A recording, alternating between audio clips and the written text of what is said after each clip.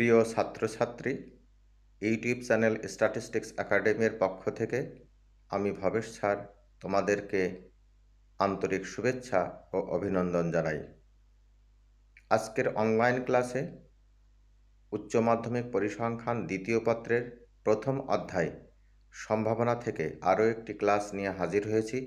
এটি এই অধ্যায়ের নবম ক্লাস। আজকের ক্লাসে সম্ভাবনা নির্ণয়ে বল সংক্রান্ত বিভিন্ন সমস্যার সমাধান নিয়ে আলোচনা করব। আর দেরি নয়, চলো ক্লাসটি দেখি। প্রথমেই আমরা যে অঙ্কটি নিয়ে কথা বলবো সেটি হচ্ছে একটি বাক্সে 5টি লাল ও 4টি সাদা বল আছে। দুটি বল দৈবভাবে নিলে নিচের সম্ভাবনাগুলো বের করো। ক নম্বর, নির্বাচিত বল দুটি সাদা। খ নম্বর, বল দুটি একই রঙের। গ নম্বর, বল দুটি ভিন্ন রঙের। ঘ নম্বর, কমপক্ষে একটি লাল। ও নম্বরে বড় জোর একটি লাল। চ নম্বর, বল দুটি একই রঙের এবং ভিন্ন রঙের পাওয়ার ঘটনা দুটি সম্পূর্ণ ঘটনা কিনা সম্ভাবনার ভিত্তিতে মন্তব্য করো। এই অঙ্কটি আমরা সমাধান দেখব যে দুটি বল আমাদের দৈবভাবে নিতে হবে এবং নিচের এই সম্ভাবনাগুলো আমাদের বের করতে হবে। তো সমাধান আমরা দেখি। প্রথমেই সমাধানে 5টি লাল বল প্লাস 4টি সাদা বল, মোট 9টি বল আছে। দুটি বল দৈবভাবে নিলে মোট নমুনা বিন্দুর সংখ্যা n of s, অর্থাৎ মোট যে আমাদের বিন্দুর সংখ্যা হবে নমুনা বিন্দু, সেটা হবে n of s দ্বারা প্রকাশ করা হচ্ছে। তো n of s যেহেতু এখানে মোট বল আছে 9টি আর দুটি বল দৈবভাবে নিতে হবে, সেই জন্য মোট নমুনা বিন্দুর সংখ্যা হবে 9c2। কতভাবে নেওয়া যাবে 9টি বল থেকে 2টি বল? 9টি বল থেকে 2টি বল নেওয়া যাবে 9c2 উপায়ে। আর ক্যালকুলেটরের সাহায্যে এটা যদি আমরা মান বের করি 9c2, তাহলে 36 হবে। কিভাবে এটা বের করতে হয়? ক্যালকুলেটরে 9 লিখে শিফট ভাগ দিলে c আসবে, তারপরে 2 সমান দিলেই 36 পাওয়া যাবে। কিভাবে আমরা বের করব? 9 শিফট ভাগ 2 সমান দিলেই আমাদের ফলাফল পাওয়া যাবে 9c2 মানে 36। তাহলে 9টা বল থেকে 2টা বল দৈবভাবে নিলে মোট বিন্দুর সংখ্যা হবে আমাদের 9c2 36। যদি 9টা বল থেকে 3টি বল দৈবভাবে নিতাম তাহলে হয়তো 9c3। এভাবে আমরা মোট নমুনা বিন্দুর সংখ্যা আমরা বের করলাম।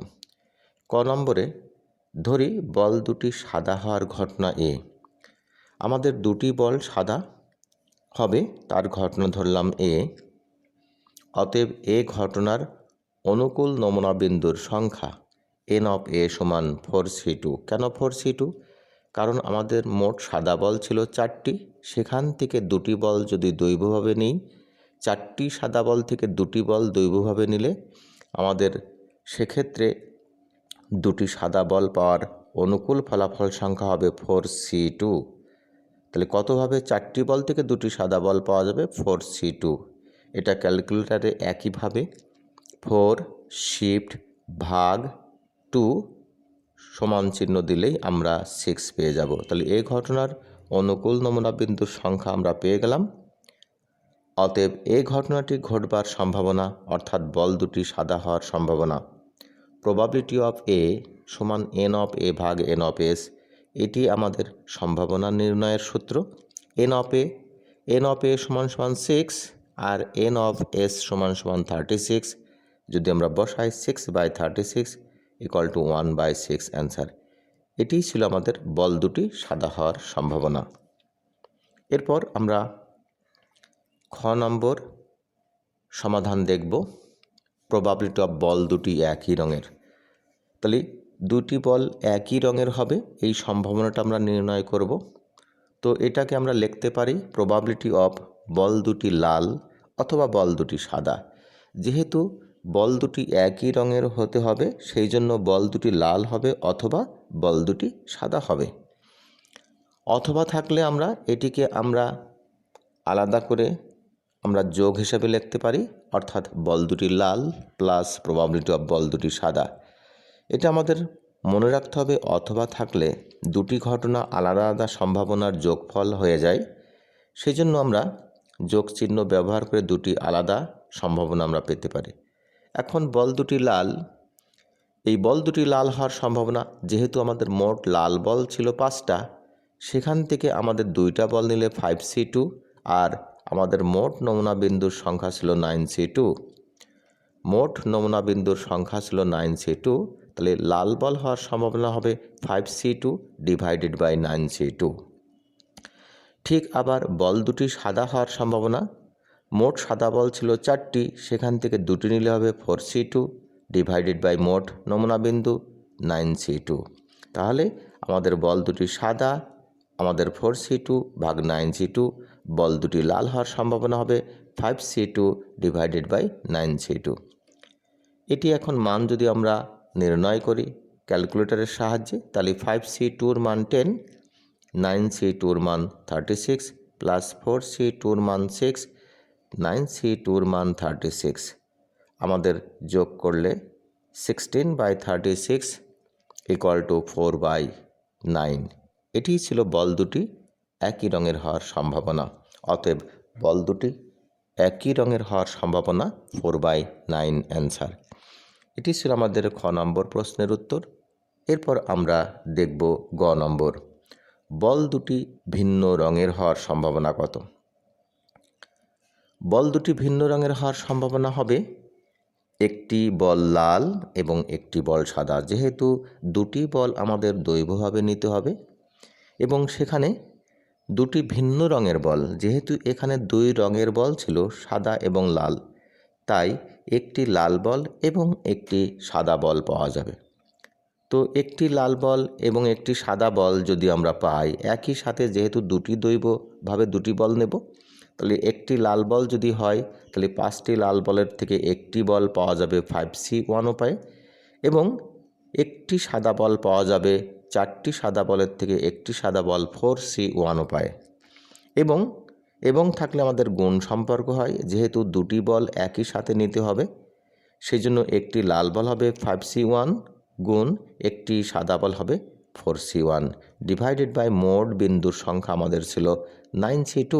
সবসময় মনে রাখতে হবে মোট নমুনা বিন্দুর সংখ্যা দ্বারা ভাগ হবে 9C2, এটা দ্বারা ভাগ হবে।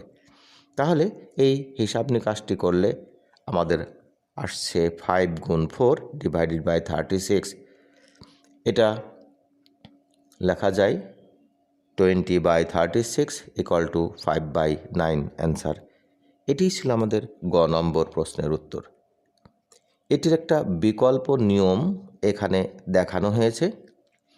প্রবাবিলিটি অফ বল দুটি ভিন্ন রঙের, বল দুটি ভিন্ন রঙের হওয়ার সম্ভাবনাকে আমরা এভাবে লিখতে পারি 1 - প্রবাবিলিটি অফ বল দুটি একই রঙের। কারণ আমাদের হয় বল দুটি একই রঙের হবে অথবা বল দুটি ভিন্ন রঙের হবে। তো এটা একটা পূরক ঘটনা যে বল দুটি ভিন্ন রঙের অথবা বল দুটি একই রঙের, এই দুটো ঘটনা পরস্পর পূরক ঘটনা।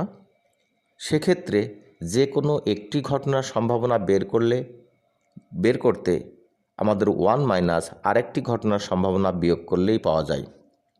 তাহলে বল দুটি ভিন্ন রঙের হওয়ার সম্ভাবনা বের করার জন্য 1 - প্রবাবিলিটি অফ বল দুটি একই রঙের হওয়ার সম্ভাবনা বিয়োগ করতে হবে। তো সেক্ষেত্রে 1 - 4/9, কারণ ইতিপূর্বে আমাদের খ নম্বরে বল দুটি একই রঙের হওয়ার সম্ভাবনা বের করা ছিল 4/9, আমাদের এই বল দুটি একই রঙের হওয়ার সম্ভাবনা বের করা ছিল 4/9, তাহলে 1 থেকে 4/9 বাদ দিলে 5/9। এটি একটি বিকল্প নিয়ম। আমরা এই নিয়মেও আমরা বল দুটি ভিন্ন রঙের হওয়ার সম্ভাবনা বের করতে পারি। এরপর আমরা দেখি ঘ নম্বর প্রশ্নের উত্তর। প্রবাবিলিটি অফ কমপক্ষে একটি লাল বল হওয়ার সম্ভাবনা আমাদের বের করতে হবে। কমপক্ষে একটি লাল বল মানে কি? কমপক্ষে একটি লাল বল মানে একটি লাল এবং একটি সাদা হতে পারে অথবা দুটি লাল হতে পারে। তাহলে কমপক্ষে একটি লাল বল পাওয়ার সম্ভাবনাকে দুই ভাগে ভাগ করে আমরা লিখতে পারি। একটা হচ্ছে প্রবাবিলিটি অফ একটি লাল এবং একটি সাদা প্লাস প্রবাবিলিটি অফ দুটি লাল। এখানে আমাদের কমপক্ষে একটি লাল এ কথার অর্থই হচ্ছে একটি লাল হতে পারে অথবা দুটি লাল হতে পারে। কমপক্ষে একটি লাল মানে একটি লালের কম হবে না, তার বেশি হতে পারে, সেই জন্য একটি লাল এবং একটি সাদা প্লাস প্রবাবিলিটি অফ দুটি লাল, এভাবে আমরা লিখতে পারি। এখন একটি লাল এবং একটি সাদা হওয়ার সম্ভাবনা, যেহেতু একটি লাল হবে 5C1 এবং থাকলে গুণ একটি সাদা হবে 4C1, তাহলে 5C1 গুণ 4C1 ডিভাইডেড বাই মোট নমুনা বিন্দুর সংখ্যা 9C2 প্লাস দুটি লাল 5C2, কারণ মোট লাল বল ছিল 5টা, সেখান থেকে 2টা বল আমরা নিলে 5C2 উপায়ে নেওয়া যাবে, তাহলে দুটি লাল বল হবে 5C2, তার সম্ভাবনা বের করার জন্য 9C2 দ্বারা ভাগ, মোট নমুনা বিন্দুর সংখ্যা দ্বারা ভাগ, তাহলে 5C2 ডিভাইডেড বাই 9C2। এটিকে আমরা যদি সরল করি তাহলে আমরা ক্যালকুলেশন করি, তাহলে আমরা পাবো 5 গুণ 4/36 প্লাস 10/36।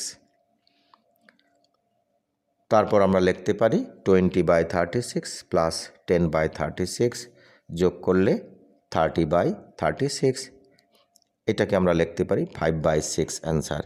এটি ছিল আমাদের ঘ নম্বর প্রশ্নের সমাধান। এবার আমরা ঙ নম্বর সমস্যাটির সমাধান দেখব। প্রবাবিলিটি অফ বড় জোর একটি লাল।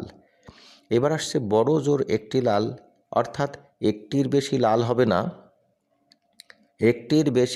হবে না, সেক্ষেত্রে প্রবাবিলিটি অফ বল দুটি সাদা অথবা একটি লাল এবং একটি সাদা বল এভাবে হতে পারে। বড় জোর একটি লাল মানে একটির বেশি লাল হবে না, একটি বা একটির কম হতে পারে, একটি বা একটির কম বলতে বল দুটি সাদা হবে, কোনো লাল বলই থাকবে না, তাহলে বল দুটি সাদা হবে, অথবা একটি লাল এবং একটি সাদা বল থাকবে।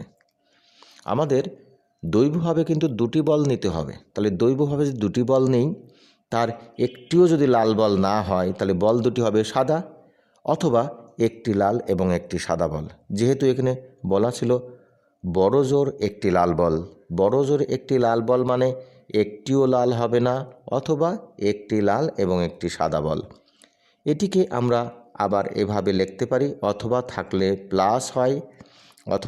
প্লাস হয়, তাহলে প্রবাবিলিটি অফ বল দুটি সাদা প্লাস প্রবাবিলিটি অফ একটি লাল এবং একটি সাদা বল, এভাবে আমরা লিখতে পারি। বল দুটি সাদা, প্রথমেই সম্ভাবনা বল দুটি সাদা হলে 4C2 ডিভাইডেড বাই 9C2, কারণ মোট সাদা বল ছিল 4টা, সেখান থেকে যদি 2টা নিই তাহলে 4C2 ডিভাইডেড বাই 9C2। একটি লাল এবং একটি সাদা 5C1 গুণ 4C1 ডিভাইডেড বাই 9C2, এবং থাকলে এদের মধ্যে যেহেতু দুটি বল একসাথে নিতে হবে দৈবভাবে, সেজন্য 5C1 গুণ 4C1 ডিভাইডেড বাই 9C2 সবসময় আমাদের মোট নমুনা বিন্দুর সংখ্যা দ্বারা ভাগ করতে হবে। এটিকে হিসাব নিকাশ করলে আমরা পাই 6/36 প্লাস 5 গুণ 4/36 টোটাল 26/36 ইকুয়াল টু 13/18 অ্যান্সার। এই ছিল আমাদের ঙ নম্বর প্রশ্নের উত্তর। এরপর আমরা দেখব চ নম্বর প্রশ্নের সমাধান। প্রথমেই খ হতে পাই প্রবাবিলিটি অফ বল দুটি একই রঙের হওয়ার সম্ভাবনা, এটা আমরা আগেই বের করেছি। খ নম্বরে প্রবাবিলিটি অফ বল দুটি একই রঙের হওয়ার সম্ভাবনা ছিল 4/9। গ হতে পাই প্রবাবিলিটি অফ বল দুটি ভিন্ন রঙের। আমাদের গ হতে আমাদের প্রবাবিলিটি অফ বল দুটি ভিন্ন রঙের হওয়ার সম্ভাবনা বের করেছিলাম 5/9, তাহলে একই রঙের হওয়ার সম্ভাবনা পেয়েছিলাম 4/9 এবং বল দুটি ভিন্ন রঙের হওয়ার সম্ভাবনা পেয়েছিলাম 5/9। এখন প্রবাবিলিটি অফ বল দুটি একই রঙের হওয়ার সম্ভাবনা প্লাস প্রবাবিলিটি অফ বল দুটি ভিন্ন রঙের, এই দুটো সম্ভাবনা যোগফল আমরা বের করতে চাচ্ছি।